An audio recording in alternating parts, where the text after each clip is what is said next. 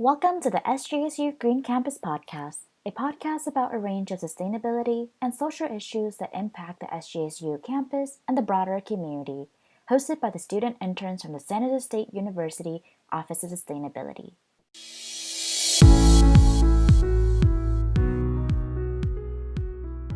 Hello, everyone, and welcome to the third episode of the SJSU Green Campus Podcast. My name is Griselle Meza, and my pronouns are she, hers. I am a current public health major with a minor in nutrition science. Today, I am joined by Professor Wendy Smith. Wendy Smith teaches hunger and environmental nutrition in the Department of Nutrition and Food Sciences at SJSU. Wendy has a varied background in technology marketing, PR, nutrition consulting, and more recently, teaching. She is a fitness, nutrition, healthy eating enthusiast and enjoys her daily runs, walks with her dog Zen, and her family time with her husband and sons. Thank you for joining me today, Professor Smith. I'm so excited for today's podcast episode, where we'll be focusing on how sustainability is related to nutrition and food insecurity. We'll also look at the ways we can personally incorporate more sustainability into our eating everyday patterns. I personally have always been fascinated with nutrition and living a healthy lifestyle, but it wasn't until I took your class a few semesters ago and learned about the effects of nutrition that has on the environment. I feel like when it comes to nutrition, we solely focus on the health aspects and the nutrients in our food, but we don't consider the connection between our food choices, social justice, planetary, and human health. So let's get this podcast started. How are you doing today, Wendy? I'm good. Thank you. Yeah, thank you so much for having me. This is super fun. I loved having you in my class a few semesters ago, and I've got a couple more semesters under my belt teaching this class, and just love it. And I'm just really honored to be part of this podcast. So how do you want to start this then? Do you want me to tell you a little bit about the class in general and then go from there and how it connects to sustainability? Yeah, I think that's a great way to start. So can you tell us a little bit of background about the Hunger and Environmental Nutritional class? Yeah, sure. So, here at SJSU, it's an upper level general education class. So for primarily juniors and seniors that take this class, and it really takes a deep dive into all the different issues that affect hunger and malnutrition. But those issues are things to do with the climate, things to do with gender inequalities, things, social issues, cultural issues, how we make our food and how we produce our food. It all has an effect on hunger and malnutrition. So, and we even look at like the current population and the population that maybe will be there in 2050. And we look at what we need to have everything be sustainable for the long term. So it's just an awesome class, and I'm really honored to teach it. I really enjoyed it. I think all the aspects of it was super interesting. I think that's why I got so interested more into the environmental aspect of nutrition. So with that being said, what is hunger and environmental nutrition exactly? So it really is, when we look at the field, when we look at the field of nutrition, sometimes we just sort of think about nutrition in more the traditional ways. Like we think about how the food we eat affects our body, and we really look at the physiological effects of that. But for instance, we'll look at so we eat an avocado and a piece of toast, and what that proteins, carbs, and fats, and we really look at that. But with hunger and environmental nutrition, there's really we look at really the intersection of between what we choose to eat, what we do with the extra food after we eat. So where does that go? And how the food we eat is farmed and made available to us, right? So all of these things, affect, the environment on how we eat. We look at what the effect that food is having on the planet's health, and other things as well. Yeah. So when it comes to like environment, and talking about the planet's health and the protection of people's health, so all intertwined, we're not just looking at just solely the carbs, fats, and the proteins. We're looking at how it also affects the external factors as well, right? Yeah. It's really the intersection of how intersection of hunger and malnutrition and food security and the environmental causes of that, right? So what is causing someone to be malnourished? What is causing someone to be hungry? Is it climate related? Is it food production related? Is it war and conflict? Is it gender issues? But bottom line, we really learn in this class that it's hunger and malnutrition disproportionately affect the poor and the more vulnerable populations. So poor and more vulnerable, many children and many women. So, even here in the United States, we always find that it's the single moms that are having, the hardest time with food insecurity. It's the kids, it's the 1 in 6 kids in the United States that are food insecure. And we'll talk more about what that actually means later on in the conversation. Yeah, I think that's when I took my first actual nutrition class. I was so fascinated by the carbs, the protein, the fats, and how I can relate it onto my diet. But like I've said before, like I never considered like the environmental impact of it or like just the external factors in general. And I personally think that more like nutrition classes should incorporate it more, because I feel like most of the nutrition classes, they just talk about how we can eat a healthy lifestyle and how to be healthy and what the diet is, but like they don't really talk a lot about how it relates to sustainability and the environment. No, there's some huge factors there, because you can be sustainable maybe for you and for your family, but when you're thinking about food in general, you need to be thinking about sustainability not only for you and your family, but for the people that are next door to you, the people that are across the world from you, the people that are coming after you've died, right? I mean, that's the thing. It's not about keeping you healthy. It's about keeping everybody healthy for the long term. So talking more about food insecurity, now that we've been experiencing the pandemic lately in the past 2 years, we've heard so much about like food insecurity and what exactly it is. So what is food insecurity? Yeah, I think one of the best ways to answer that is to really talk to you really first about what food security is. So what does it mean to be food secure? And then we can talk about from that what it means to be food insecure is what I'd like to do. And you're absolutely right. We've heard so much about food insecurity, and it's actually, I think, really, shone a bright light onto what it means to be food insecure. Because COVID just opened our eyes to so much stuff. Whether you're hearing it in, there's a New York Times article about food insecurity, whether you're seeing it on TV, the hidden hunger commercials, or whether you're seeing it on a TikTok video about food insecurity. It's just like everywhere. But food security, but getting back to like what food security is versus food security, the World Food Summit, clear back in 1996, kind of came up with a worldwide definition of what food security is, because before that, every country had a kind of a different definition of what that meant. But now we all seem to go with this definition that food security exists when all people, so everyone, right, at all times, so not just sometimes, but all times, have physical and economic access to sufficient, safe, and nutritious food that meets their dietary needs and food preferences for an active and healthy life.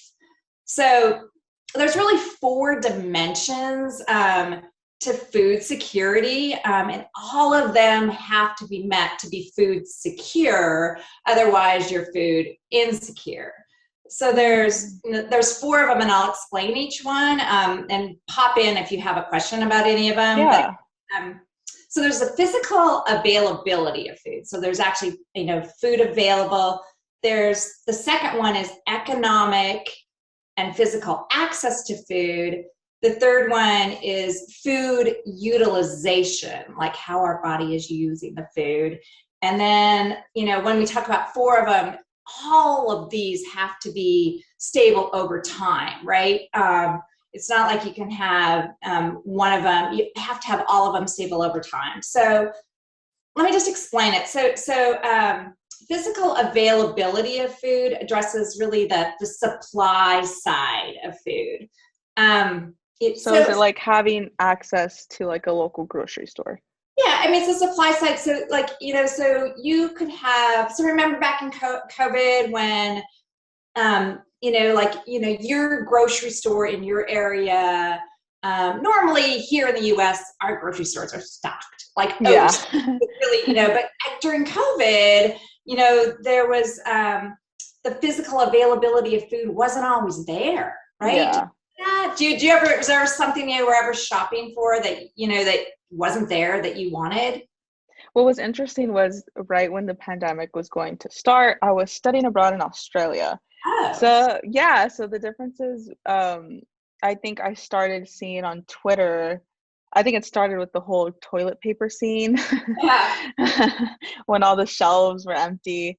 And I remember I was in Australia and I was barely hearing about the pandemic. It was getting so much more worse here in the United States compared to Australia at the time. My friend or one of my roommates, they said like, oh, did you see back in the United States, like the shelves are getting empty of like so many things. Oh, they're running out of meat.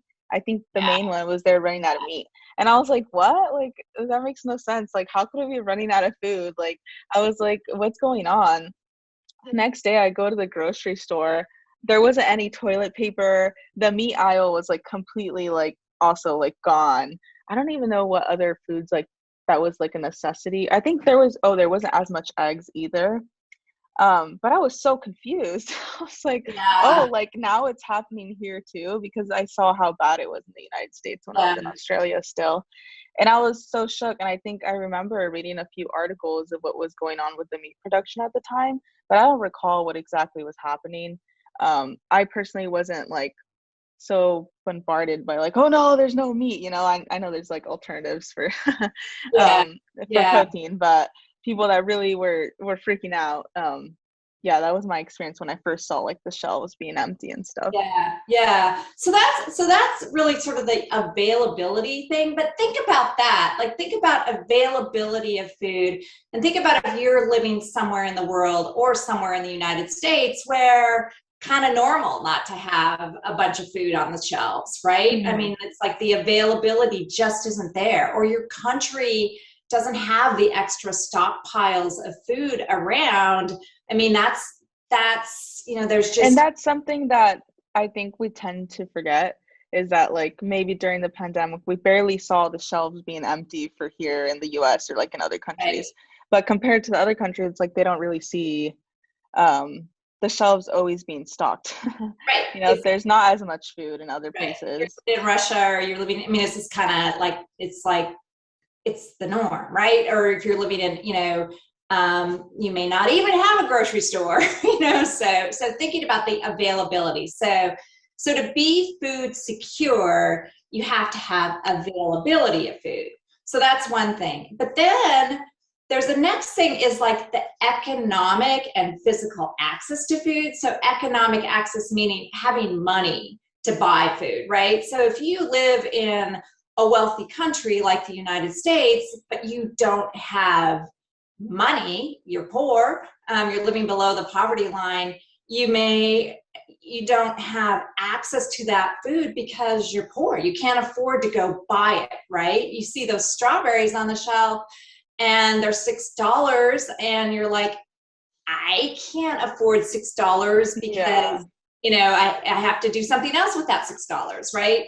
And then you might it's not on the physical side of things. So when it's saying economic access and physical access, you maybe have, economic access, but you may live far away from a decent grocery store. And so you have to drive 10 miles, or maybe you don't even have a car, you don't know how to drive, and you have to take the bus. And, so again, or you maybe you're disabled, or maybe you're a senior citizen and you have money, but you're living by yourself, and you can't get to the store because you don't have a car anymore. Your kids took it away from you, whatever. So again, having that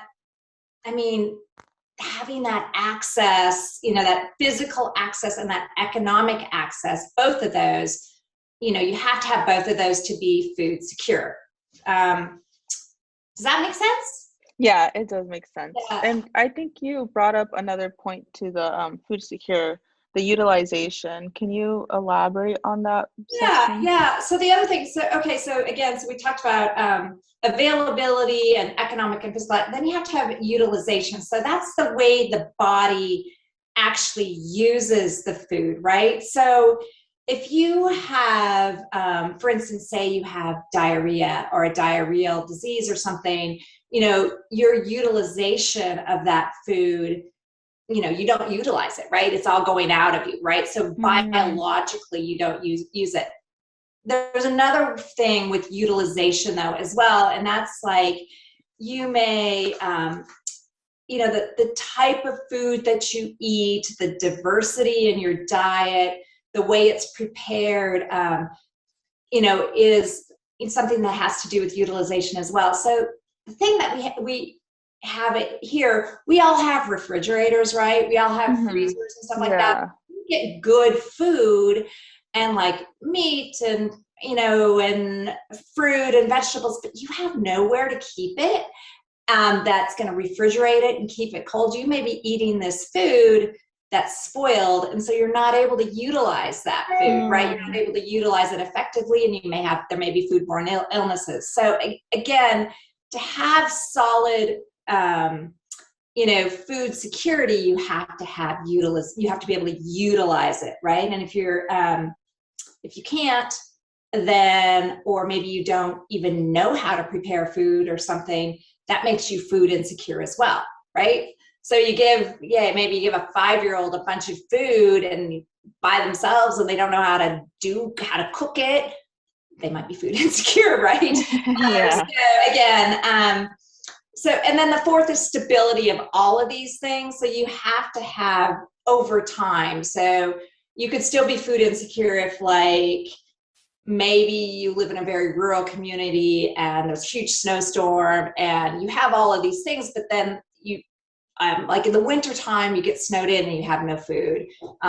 That would make you food insecure as well, right? So stability. So it can change. So let's say, do you want to have all of these things like all the time, all year round, right? Or, the other thing that can happen to people that makes them food insecure is all of a sudden food prices go way up, right? And if you're poor and more of your income, a greater percentage of your income is going to food, and then the prices of food go up for a variety of reasons, and we've seen that happen, and we may see that happen more, then again, you become food insecure because you can't afford food as much as you would have before. So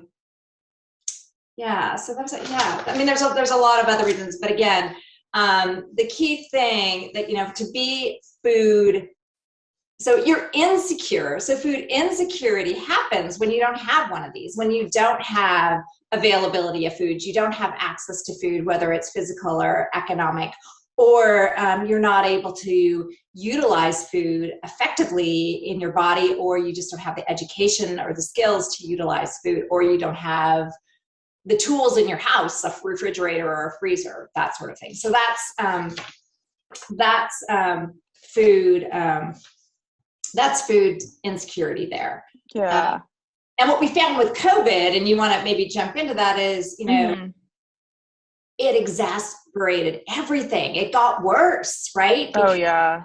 And, I can, give you statistics on that, and numbers, but I mean, it was getting bad before COVID because of climate change and war and, pests and all these crazy things that were happening before COVID.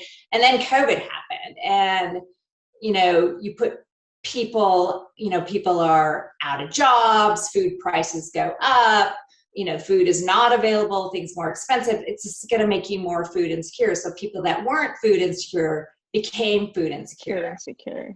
I mean, the lines here, I mean, we saw all the different documentaries and everything about, I mean, just even here, and we're in a country where we have food pantries and second harvest type places where people can go. But think if you didn't have that, right? Yeah, I remember seeing that all over the news. I think when it was very like the spike, or like, I think March and April, when the pandemic was like so bad.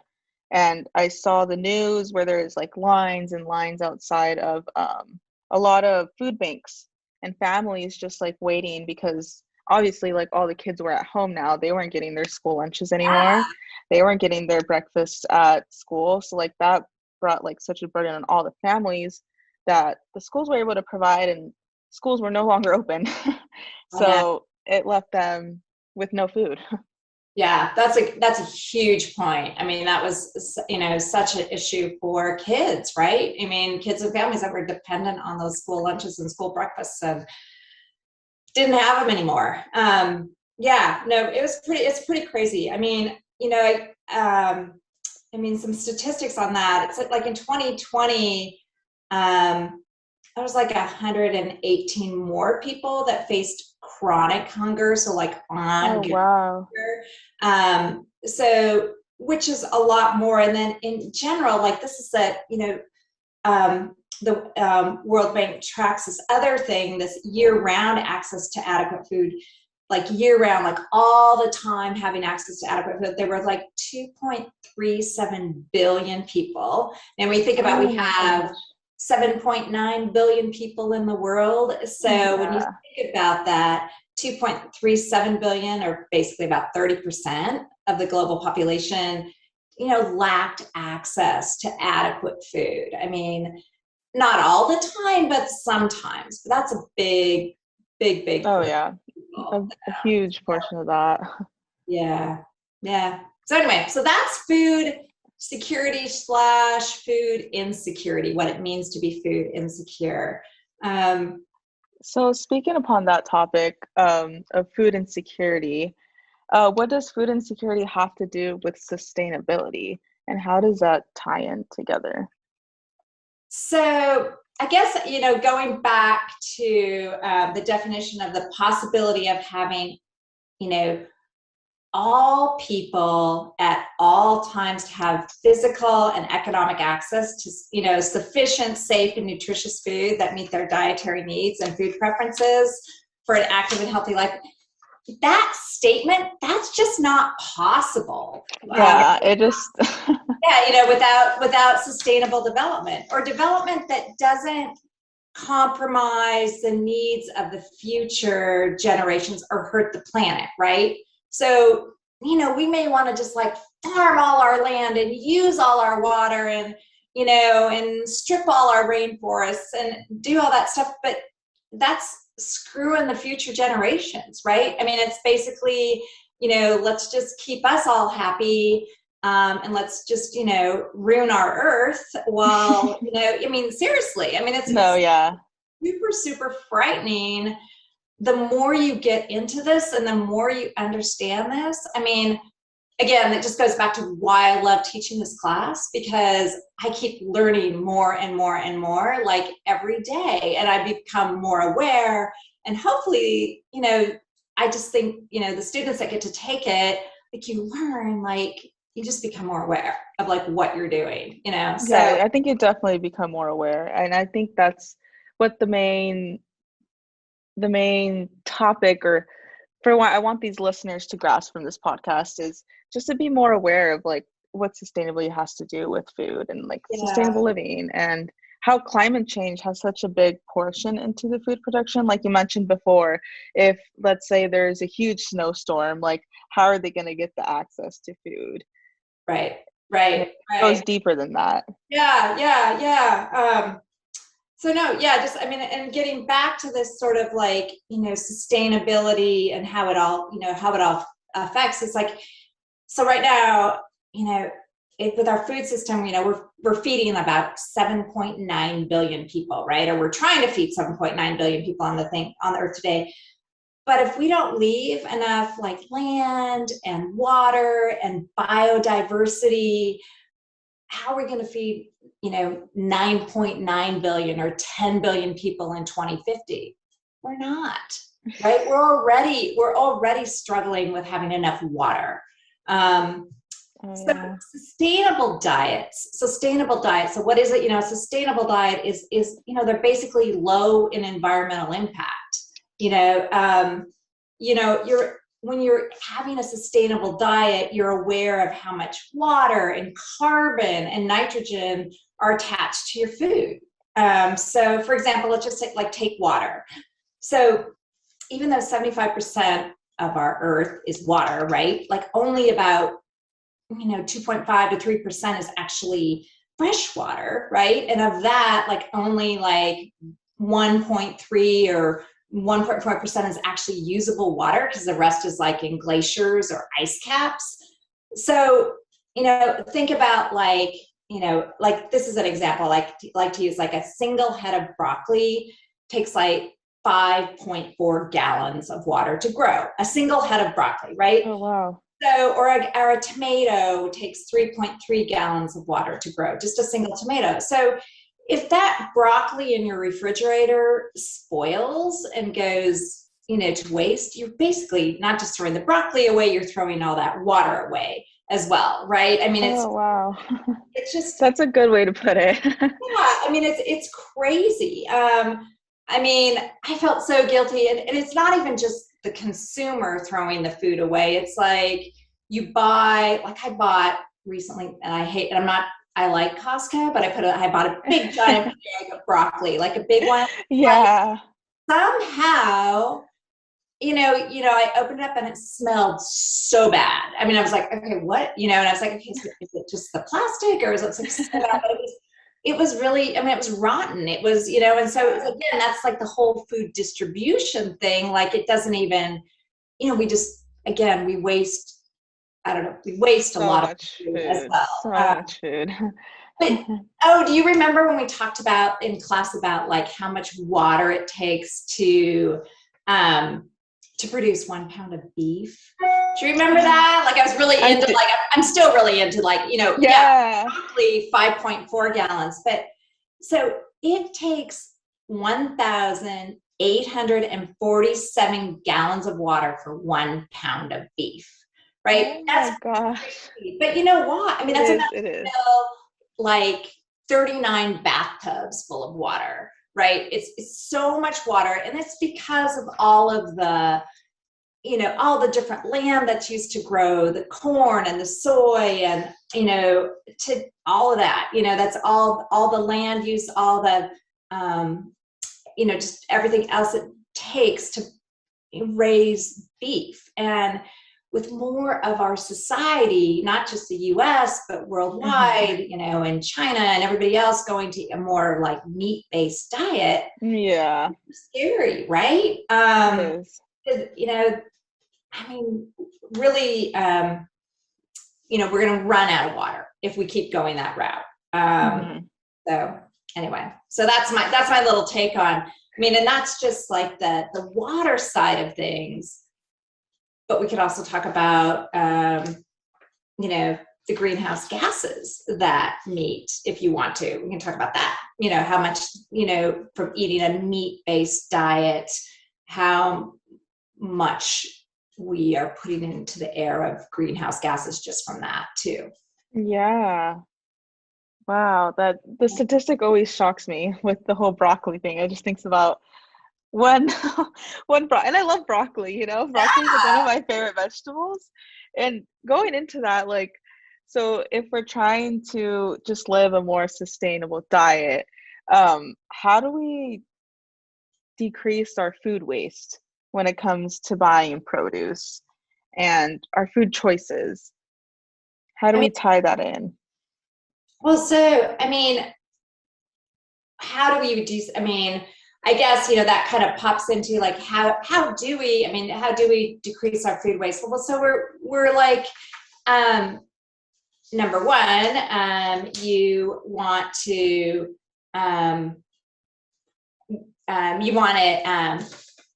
think about first, before you're shopping, shop your refrigerator, right? That's what I always say. It's like, okay, well, like I need to shop my refrigerator and see what I have in my refrigerator before I go buy more. I think about, like, even last night I was like, okay, I have ground turkey breast, I have some frozen peas. What in the heck can I make with that, right? And you think, okay, well, I have an onion, I can throw that in, and I have some spices, I can throw that in, and I have this old sweet potato, I can throw that in. So you kind of like get creative. And yeah, I was gonna say the creativity really comes out. Yeah, like not to throw your stuff. So that's one thing. I mean, another big thing I think is use your freezer, especially here. If you have a freezer, use your freezer. I mean, you can freeze so many foods for 3 to 6 months, some things even up to 12 months. So you really have, that's a great way to reduce your food waste, because if you're not going to eat it right away, maybe freeze it. And even if you look at foodsafety.gov, that website, it will tell you, like, okay, this can be frozen for 3 months. This can be frozen up to 6 months. Again, great way to reduce your food waste. And then obviously when eating out, it's like, sometimes just, not only does it help your own waste, but it helps you if you eat like half of it, you split a meal, right? Don't, if you're getting a big portion, you don't need to have, because at the restaurant, of course, we're just going to have to throw it away, right? Especially if you've touched it, right? So that's number one. And then obviously, really is to, even think about yourself is like composting, right? Huge way to, if you do have waste, if you do have, that amount of waste, is that you want to, not just throw it in the landfill, is, either composting in your own backyard, or if you have, so I know, like, Green Team that services San Jose. I mean, I talked to them on the phone. I'm like, okay, can I put all this in my green bin? They said, yeah. I actually, and I keep looking on their website, because I said, you guys really don't talk about this that much, that you actually put it in a compostable bag and put all your meat scrap, even your meats, or your, they'll take meat and all the fruit scraps and everything in a compostable bag and put it in your thing where you would put, your green bin, right? Which I think is huge. But people don't like to do that because it's kind of messy, and but they just need to be made more aware of that. Yeah. Because food waste is, is huge amount. Like, food waste is like about 14, so the actual percentage of I think it's actually close to 25% of the actual, greenhouse gases are from food waste. And around the world, about a third of what we actually, a third of the food that is from farm to table, that's produced from the farm all the way down to the consumer, is wasted. So a third of that. Here in the US, more of it is wasted at the consumer level, kind of like once it gets to the household or gets to the grocery store, it's wasted there. Like in places where they don't have refrigeration, or their infrastructure is poor, it's really lost more on the back end, because they don't have paved roads to get to the market. Their infrastructure is really, or the food gets spoiled before it even gets to the consumer. Once it gets to the consumer, usually in places like Sub-Saharan Africa or Western Africa, it's eaten, right? Because they're hungry, right? They need the food, but it's really getting that food to them. So it's on both ends of the spectrum. So there's a lot lot of the work that needs to be done on overall, not just from the consumer level, from the personal level, it's from the back end, really getting more refrigeration out around the world so people, they don't have to, and improving the infrastructure of the roads and stuff. Oh, definitely. Yeah. So as just someone personally, how do we improve our diets to be more sustainable? Should we just cut out the meat out of everything? I think that's the most controversial topic, but how do we slowly decrease our meat consumption? Help the environment. I mean, for sure, that's a big one. I be honest, meat in general, red meat in general, processed foods in general, all of that stuff is not good for your personal diet, even if you can afford it, and it's not good for the environment. So how do you be more mindful about what you're eating? You think more plant forward, more plant slant, think about, okay, yeah, if you're eating meat every single day, can you maybe not eat meat one day a week, and then maybe not eat meat 2 days a week? But think about all the different plant-based proteins that you can have, whether they're nuts or beans or legumes. Those types of things are much more easy on the environment from a greenhouse gas effect, from a water usage effect.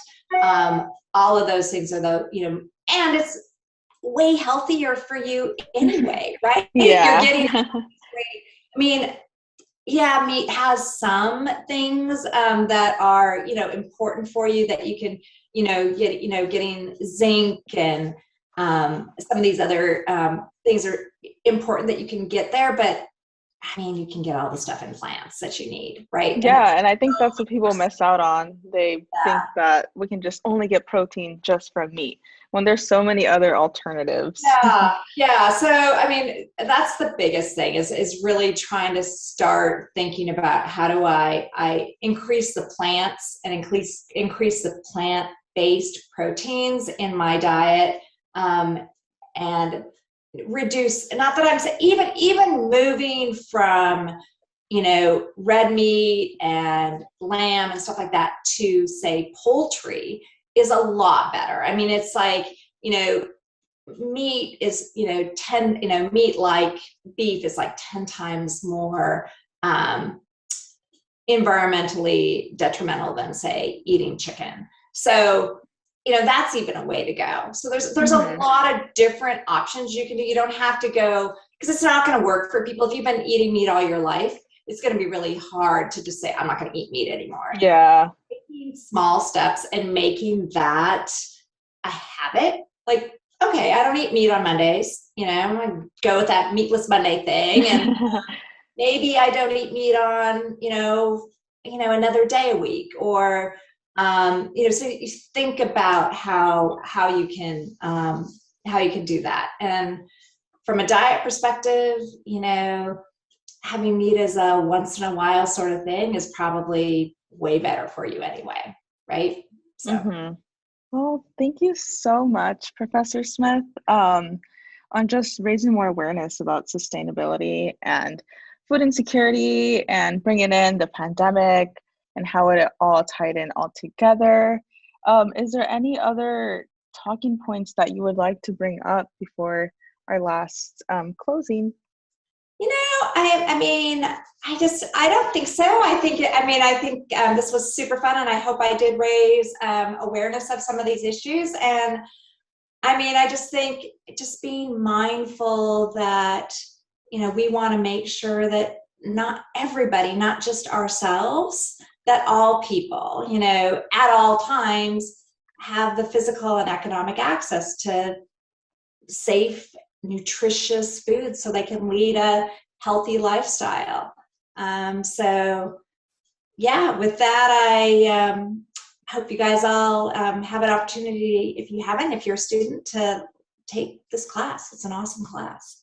Yeah, I hope everyone is able to take it too. I've learned so much from it, and I'm just have more awareness around it, and just trying to incorporate more tips of sustainability into my diet as well.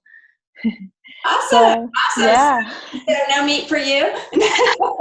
We're slowly getting there. I definitely have decreased my meat intake for sure. It is much harder when it comes to like your family and your cultural background too.